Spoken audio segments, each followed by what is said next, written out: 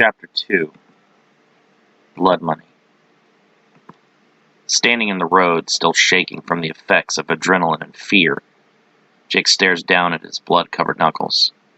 He is unable to move, frozen by disbelief at his own barbaric actions. Jake senses no life force emanating from the men at his feet. He knows without checking, they are dead. He has tried his best to distance himself from Yamura's brutal nature, but in this moment he realizes that he possesses as much cruelty as the Sakari general. The men had already been stopped, no longer posed any threat. There was no further need for brutality. Why do you stand transfixed like some kind of horrified statue? That man was a killer. I know that even you could sense the murderous intent coming off him in thick waves. Given the opportunity, he would not have hesitated to eliminate you. What you have done is nothing more than protect your own well-being, Yamura says, his voice haunting Jake's ears from within. No, he was unconscious. He wasn't a threat anymore. Unconscious beings awaken. He could have signaled allies, or even utilized that weapon of his. We both know how powerful those guns can be. I gave in to my rage again. This was no different from when I killed Amy's dog. I lost myself in my anger and failure. I couldn't beat Rusty for Amy's affection, and I couldn't save that woman from being abducted. No matter how hard I try, I fail. Because of you, Antonio Khan was brought down. That man ruined more lives than perhaps even I. You saved those wretched half-human reptilians he had locked away. I would have not have wasted the time nor the energy to save them. Save them? All they did was create a distraction for us. They were mowed down by Khan's guards in minutes. I don't think any of them actually survived. Were it not for you, the possibility of their survival would not have existed. Is not the opportunity for freedom better than never having had the chance at all? Jake pauses, wondering why the demonic creature Yamura now attempts to comfort him and justify his actions. Does the Sakari have some unknown motive that Jake has not yet determined? Could he be trying to further blur the lines separating them? Sirens in the distance snap Jake out of his thoughts and back to the present. Police are coming. That's the last thing we need right now. I can't become tied to another murder investigation. Jake groans. I couldn't convince the authorities of my innocence before, so I sure as hell won't be able to explain another set of bodies. He begins to run in an attempt to hide from the police, but is stopped by Yamura. Check their pockets. If the men have finances, they will no longer be useful to them. We will require their money far more. The idea of robbing the dead does not sit well with Jake. He feels as though this action will make him cross yet another line that he fears there's no coming back from. Our survival is more important than your misguided moral code. What good does money do a dead man? Do you wish for whomever they were working with to return and collect it himself? You bested them and quenched their flame. It is only fitting that you claim their spoils. I'm not some plunderer killing and taking whatever I can. I can't take their blood money. It doesn't seem right. What does or does not seem right to you is of no consequence. What matters is our survival. If you linger, you will be captured. If you do not acquire funds, we will starve. Both of these scenarios bode as ill for me as they do for you. There cannot be any further debate. You must take from these men, and we must flee immediately. Swallowing his shame, Jake nods and removes the wallets from the men, and sprints off down the alley into the darkness, before the flashing lights of the police cars can become any closer. When he decides an adequate distance has been created, he pauses to catch his breath and examine what he recovered from the pockets of the men. 2 sets of keys and wallets. One of the sets of keys containing a single key, with a white tag labeled with the number 4, written in permanent marker. These keys could go to anything: a car, an apartment, a bank locker, a safety deposit box, a home safe. Jake whispers, turning the keys over in his palm. He flips open the first wallet, stares at the face of the now deceased man. Richard Gutierrez, 2112 Northeast Beale Drive. He was an organ donor, so there's that. He shrugs. Procure a map so that we may be able to find this address and perhaps locate something of more use to us. Great, Jake sighs, hating himself. Now we get to perform a home invasion as well. Those men forfeited their lives when they threatened ours. Anything that they held sacred no longer applies. You cannot continue to hold on to these childish ideals. They will only get us killed. If I sense anyone else alive in that place, we aren't going in. If this guy had a wife or kids, I refuse to endanger them with my presence. Ymir growls, throwing up a hand in submission. Do what you want, so long as it does not put us at risk. Should you place us in a situation that will harm us due to your soft-hearted decisions, I shall do whatever it takes to take control from you and rectify things in any manner I see necessary. Jake knows that whatever Ymir sees as necessary will only result in more bloodshed. No matter what, he cannot ever allow the Sakari general to regain control of his body. Walking into the nearest mini-mart, Jake takes a moment to stand at the rack of state and city maps. Studying the layout of the city and its various roads and alleyways, he determines the best route to Beale Drive that keeps him off of the busier streets. Maneuvering through the alleys and side streets without being seen, Jake eventually arrives at the address listed on the driver's license of Richard Gutierrez. With no police waiting outside the building, Jake assumes that they have not yet identified the bodies in the alley, that he has a little breathing room to explore. Approaching, the teen clutches his heart and drops to a knee, breathing heavily. Cold chill spreads throughout his body. His head pounds with a throbbing pain. This place... What's wrong with it? Jake whispers through gritted teeth.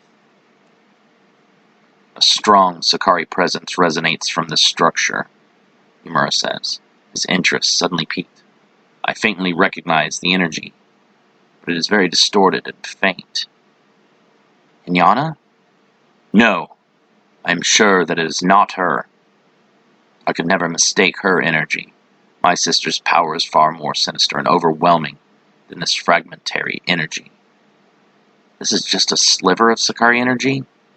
I can barely breathe, Jake says, struggling to stand erect and regain his composure. You must overcome your pitiful limitations. If we face my sister, we cannot afford for you to collapse in her mere presence. Hold up. You aren't serious about facing her, are you? All you've done is pump up how terrible she is, and how we stand no chance of beating her. You even told me to fight Inyana will be to court death. True. Yet our confrontation will be inevitable. She will never stop pursuing us. I would rather face her on our terms, and not hers. Well, I would rather not face her at all. I don't like the idea of having to go up against an even more terrifying version of you. Jake enters the apartment building, seeing only a few elderly inhabitants, who make extra effort not to make eye contact with the teen. He assumes that many shady things occur in the area, and the residents have grown to avoid involving themselves with such dangerous dealings. Locating apartment 167, Jake uses each key one by one on the door, until he finally manages to undo the lock. The apartment is barely furnished, and it does not appear that anyone spends much time here. A dirty and molded couch sits in front of an ancient-looking television with rabbit ear antenna. Dust covers the face of the screen, and when Jake flips the light switch, he discovers that it does not work. Not getting a real homey vibe here. I don't think Mr. Gutierrez spent much time at home, Jake whispers. That bookshelf over there, Ymir says, drawing Jake's attention to the lone piece of furniture on the western side of the room. I sense a stronger Sakari presence coming from behind it. Jake pushes the bookshelf out of the way, but all that stands before him is a bare wall, decorated only with sparse arachnid webbing and the mummified remains of their long-dead insect meals. The wall is false. There's clearly something beyond. Feeling a shiver of unease, Jake punches through the drywall, discovering that Ymira's assumptions were correct. Past the wall lies a small cove that leads out to a single structure. The altar is covered in dust and grime, black stains littering the base, and the golden bowl rests atop it to indicate it has a sinister use. Blood sacrifice? Jake whispers, studying the altar and cringing. I do not think so. The amounts are too small. I believe this to be the result of self-inflicted bloodletting. Why would anyone do such a thing? There is a lot of power in the blood. It contains the life essence of a being. Many magics involve the use of blood as a catalyst. I believe this altar to have been used as a communication device. Communicating with who? Jake decides he really doesn't want to know the answer. Ymir becomes silent, catching sight of an ancient Sakari symbol carved into the altar. 2 lines arch with 3 smaller horizontal dashes, all below a large orb indicating the sun. That symbol carved there, he says slowly. I know who it belongs to. That is the seal of the Grand General of the Central Army. Grand General? You don't mean... Ymir nods, his avatar trembling slightly. This altar belongs to Hui. The men that we encountered must have been acolytes of my kind, just like Elian Schaefer and his disciples. If they were your disciples, why would they not sense your presence? For one, they were not my disciples, Ymir growls. Secondly, they likely were not skilled enough to sense me from within this host body. Damn it, Jake says, balling his fists. What are the chances we'd run into people having a connection to more Sakari? I do not think this to be a coincidence. Forces beyond our control seem to be controlling us down a particular path. I, for one, do not like to be manipulated. We must destroy this altar. We cannot chance for Hui to be made privy to the knowledge of his hands working here in the human world. The guy in the van that got away, he'll contact Hui if he, too, is an acolyte. Ymir ponders this information, taking all the possibilities in before responding. We cannot remain here any longer. As soon as we destroy this altar, we must depart. We have no idea how many followers Hui has working for him in this realm, or how far his reach extends. A lack of information on an opponent is a crippling weakness that I do not wish to suffer. Jake remembers the other key and looks around, looking for anything that it could go to. Finally locating a small safe in the bedroom, he opens it to find several stacks of $100 bills and a few boxes of handgun ammunition. Good, Ymir says, seeing the money. We can now survive longer in this world. Take the funds and destroy the altar so that we may leave this place. The money is tainted. We can't take it. You fool! We need it. Where else do you think you're going to find this just lying around? Luck will not just fall upon us a second time. We must seize this opportunity while it is presented to us. Luck? We didn't find this money through luck. I killed a man to get this money. Him? He probably killed someone else to get it in the first place. I can't have anything to do with this blood money.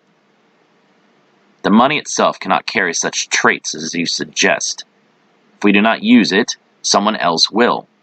Jake closes the safe and begins to walk away. Then let them. I can't compromise on this. What moral high ground do you possibly dare to stand upon after killing 2 of your own? Do you honestly believe that taking this money to be a worse crime than taking the life of its owner? Overcome your misplaced self-righteousness and face reality. We must survive, and to do so, we must do things that you find unsavory. I'm not going to do whatever it takes to just selfishly save my own skin. I've hurt too many people. I couldn't bear to continue on if that was the cost of human life. Some exist only to ensure the successful survival of superior beings. Small mammals live for no purpose other than to be the food source for predators. Less successful predators die and exist as food for carrion birds and insects. We all belong to a vicious circle. Denying our part in such is a delusion. No human exists as a sacrifice for another. I refuse to believe that. There's more meaning to life. Your sentimental nonsense serves no greater purpose. Evolutionary successful beings thrive on the failures of the lesser. We stand at the zenith of your species. You are human, yet you are so much more. With me, you tower above the rest of your pitiful species. All of humanity is fodder for our success. We serve a greater purpose. Look at their worthless and mediocre lives.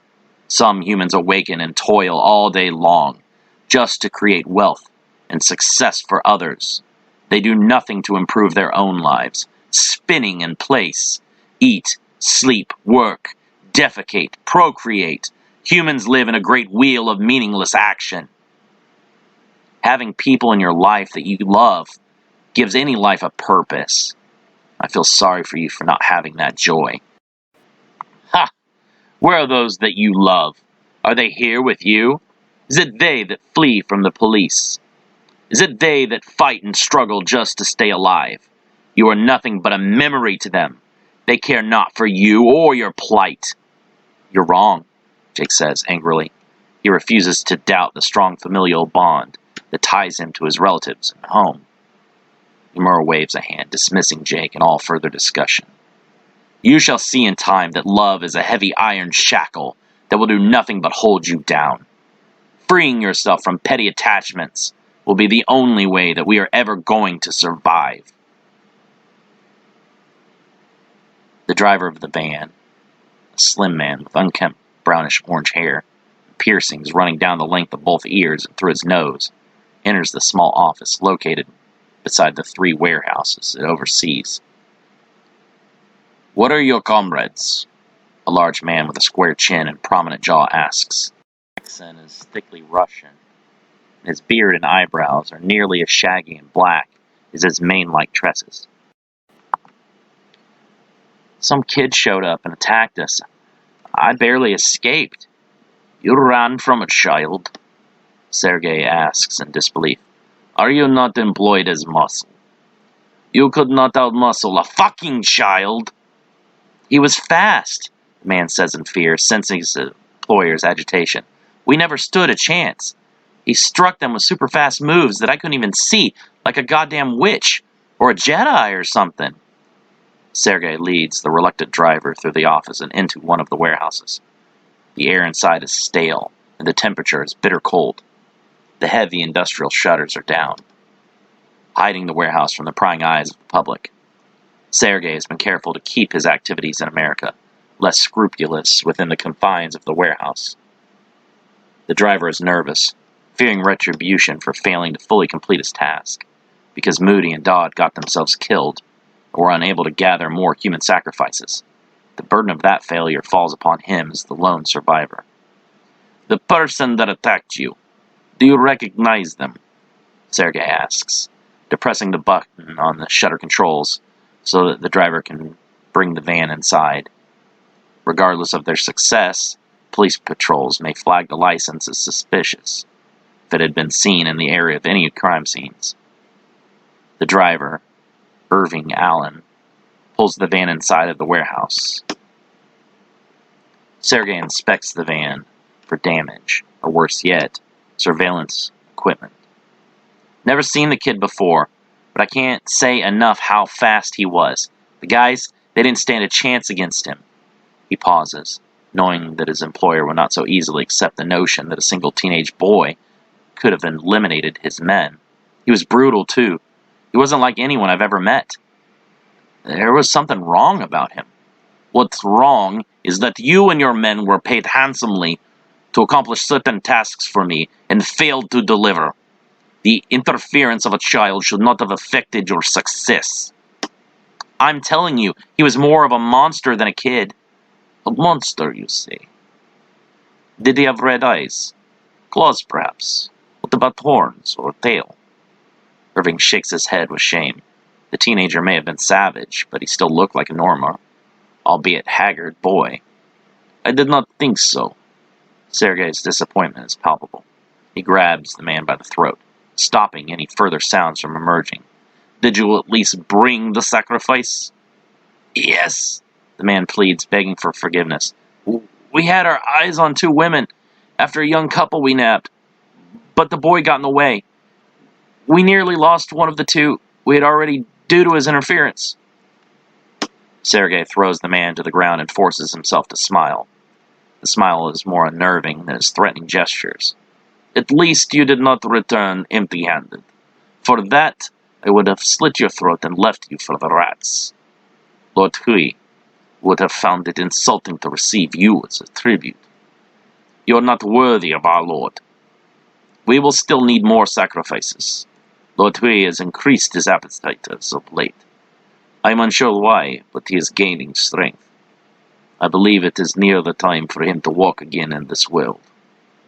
Are you going to be able to deliver more offerings by yourself? Irving knows that he must answer carefully. The brutality of the teenage attacker is nothing compared to what he knows Sergei Gorbov is capable of. A previous fetchman of his was once unable to deliver, and very unapologetic of his failure. Sergei crushed the man's head between his hands, like a piece of rotten fruit. I'll have to recruit a few guys from a local gang until I can locate someone more trustworthy. The gangbangers won't ask any questions about the kidnappings, but they can't be trusted inside the warehouse.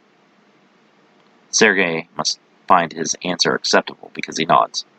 Let's see what you did manage to bring me. Irving unlatches the back of the van, and like a feral cat, a young woman springs to attack. As the woman's nails dig into his shoulders, Irving screams in pain.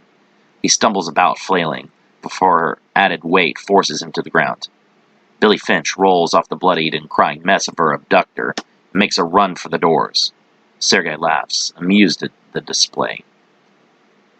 Billy vainly struggles to lift the doors, but their weight is too much for her 130 pounds, and she desperately scans the warehouse for an alternative exit before her eyes set upon the switch to control the shutters. As she turns to make a run for the controls, a powerful fist smashes into her face. Billy's vision blossoms with sparkles of light. Blood explodes from a ruin of teeth.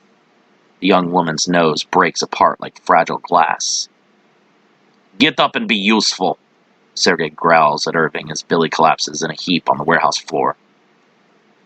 Doing his best to ignore his own pain, Irving gathers up the young woman and drags her to the back room. Appropriately and callously named the slaughterhouse floor, the room is designated for the sole purpose of human sacrifice. The floor is of non-staining concrete, and special drains are arranged to collect a victim's blood in a way that as little as possible is wasted. Billy is shackled at the wrists and ankles and hoisted with a pulley to hang upside down above the drains, just as one would a soon-to-be-killed hog. As she is inverted, Billy's shirt hangs down over her head and exposes her flesh to the dangers of the room. Irving's finger traces the edges of her white bra, licking his lips at the thought of the large breasts beneath. As he does this, he tastes the blood on his lips and cringes. Irving fears that defiling one of Hui's sacrifices will lead him to being killed. Sergei looks in the back of the van, checking on the condition of the young man whom his fetchers were able to successfully abduct before the interference of the teenage assailant. The man is still unconscious. His face is a disaster of blood and bruising. It is painfully obvious that Irving and his fellows beat him to within not an inch, but millimeters of his life. Sergei drags the man out of the van by his arms and hoists him up over his shoulder before he too enters the slaughterhouse floor. Using a similar pulley system, the young man is inverted and left hanging beside Billy like slabs of meat. Kneeling before an old, grime-covered altar, decorated with human bones, Sergei prays to his patron before offering him the sacrifice, carving a shallow cut into Billy's exposed stomach with a ceremonial knife. Sergei dips his fingers into the wound and draws across his body the transference glyphs of ritual sacrifice and blood. Like any offering to a divinity or deity-like being, the life contained within blood is needed. The essence of life is pumped through a victim's body, constantly circulating their very reason for existing. Without blood, there is no life. My lord, I give to thee this beauty in her youth, vibrant and full of life. She is a gift to you. I pray that this sacrifice is pleasing. Sergei tears Billy's shirt away from her body so that he can more easily access her throat. The young woman's face and neck is flush red with increased blood flow from being inverted. Sergei takes a moment to admire the soft skin and perfect breasts. Unlike Irving, he is too intelligent to be tempted in defiling his offering. Soiling this sacrifice with his lust would not please his patron. Lord Hui, I make this offering to you. Please let it be a blessing unto me and my service. I live to serve you, my lord. Sergei rakes his knife across Billy's throat, unleashing a crimson geyser. The woman never awakens, dying without ever regaining her consciousness. The glyphs on Sergei's chest and forehead glow brightly, transferring the life force of Billy through him and into the altar to be absorbed by Hui, trapped within a golden amulet. Former Grand General of Central Averno's military and chief advisor to King Marduk, Hui grows stronger from each sacrifice offered unto him, in the same fashion that devils and demigods, such as the Aesir, gain strength through worship and sacrifice. With the proper rituals, so too can the Sakari. The increased vigor grants Hui the ability to speak beyond his prison. Very powerful, Hui says, with what sounds like a thrilled shiver in his voice. A worthy offering indeed. She was very full of life. The lengths that she went to preserving herself were admirable, Sergei comments. No human truly ever wishes to die. Even one miserable and in pain will still cling to what little it has remaining. I am glad that the sacrifice is pleasing to you, my lord. Hui pauses as he remembers something. Were you not supposed to offer up multiple tributes to me today? Plans fell through, Sergei replies with shame. He does not wish to upset his patron. My fetchmen ran into complications. Complications, you say? What can be more of a hindrance to these fools beyond their own stupidity? A teenage boy.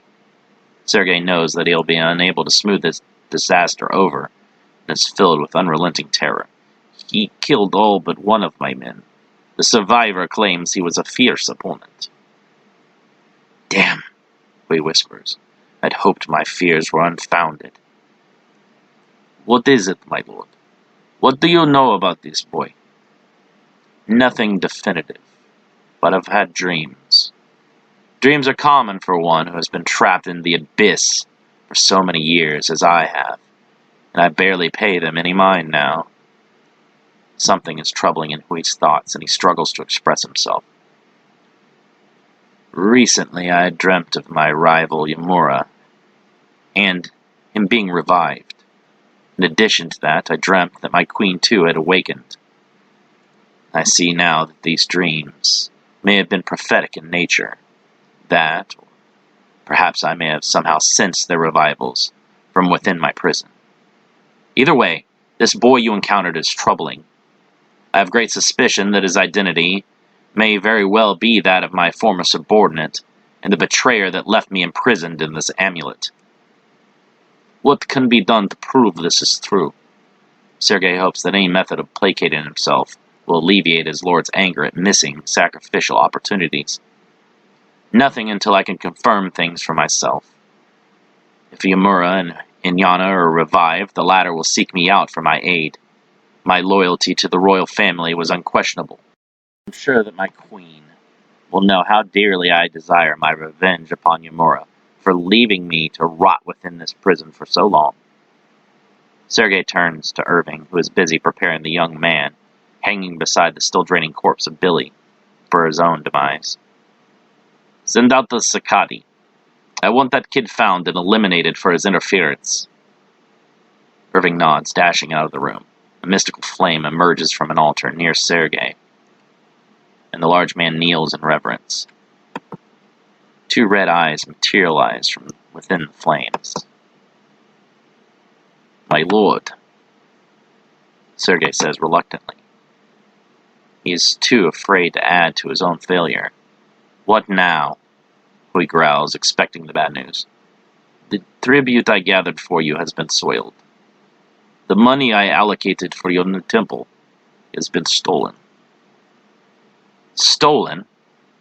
Your lackeys are too stupid and weak to be allowed to breathe. Smite them, and surround yourself with better subordinates.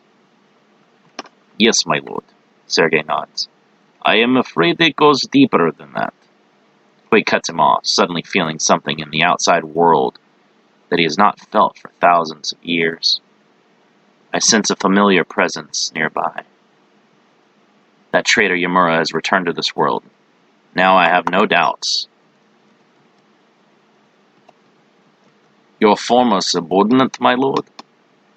Sergei asks. That treacherous aura could never have been mistaken. Surely it is he who has defiled my agenda. He has always enjoyed ruining well-laid plans. Do not worry, my lord. The Sakati will find and kill him. I do not place much faith in the abilities of half-breeds. Yamura is not to be underestimated. The name lingers in his mind. Yamura. What cruel fate has brought us together again after all this time? Hui recalls his last meeting with Yamura, back in the human city of Katatakuk some 10,000 years earlier. In this great battle, the Sakari invading forces held the advantage against the primitive humans until a group of magicians interfered. Even the magicians would have been dealt with had the Sakari remained united and strong. Instead, Yamura saw his opportunity to betray them and ensure their defeat by the humans. Hui, Yamura, and Inyana were all imprisoned within magical artifacts and separated to different cities to be kept safe. Yamura has been revived. Perhaps the rest of my dream, too, has come to pass, and Inyana has awakened as well.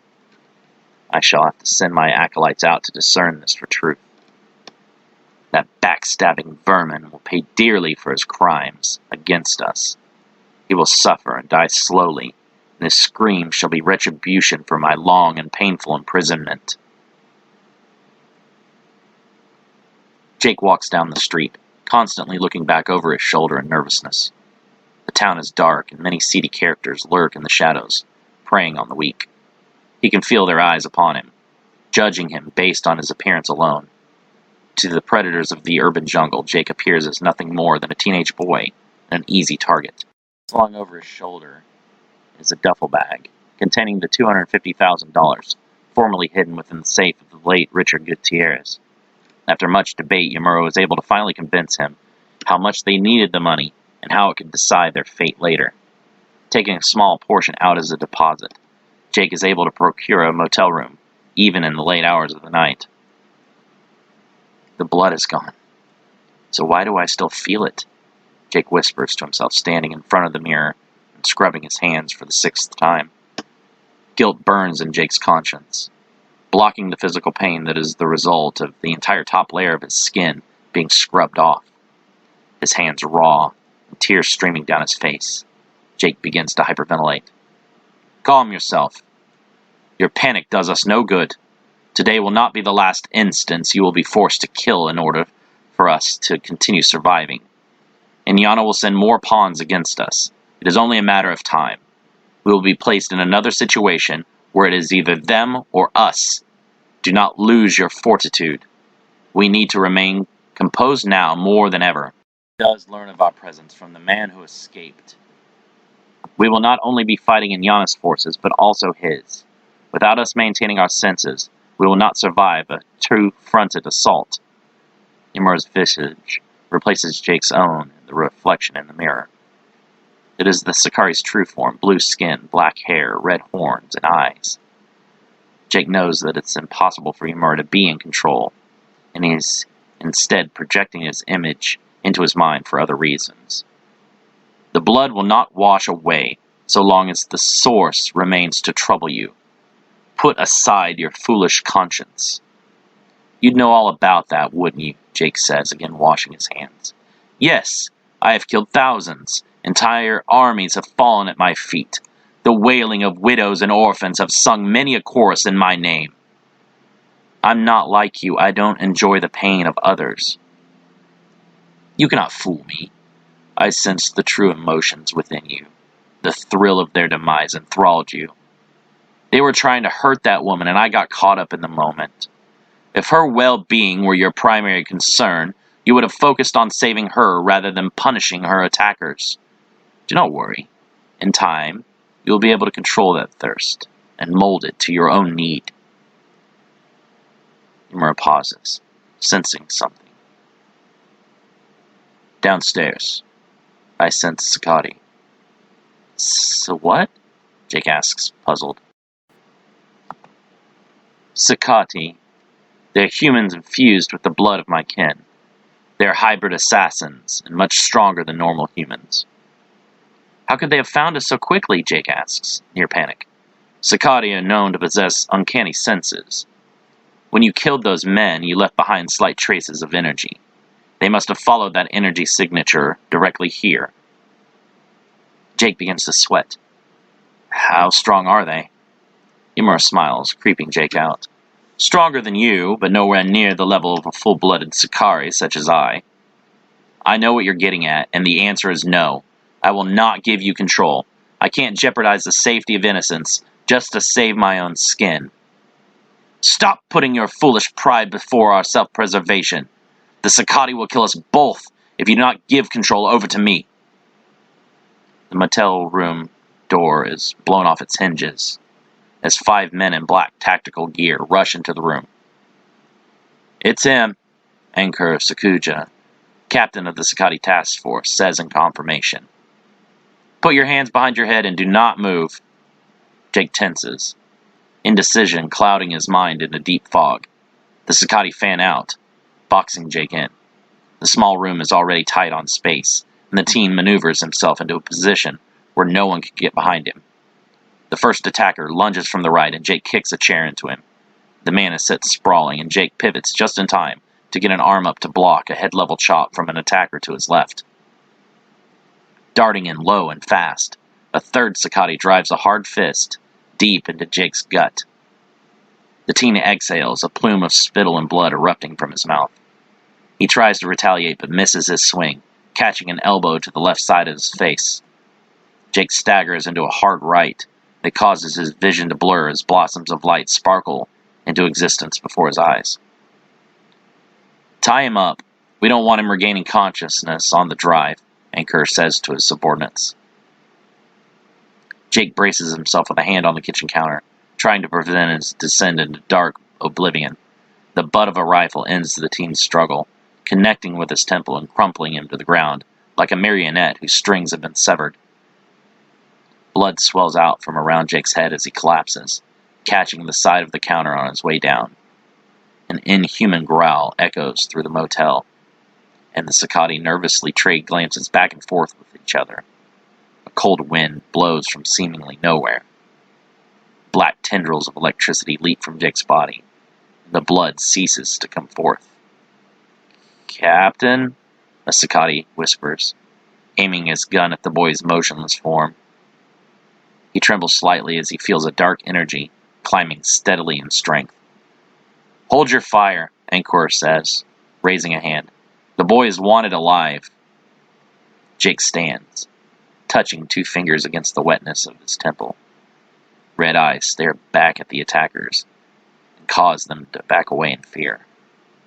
You should not have done that, Imura says, grinning.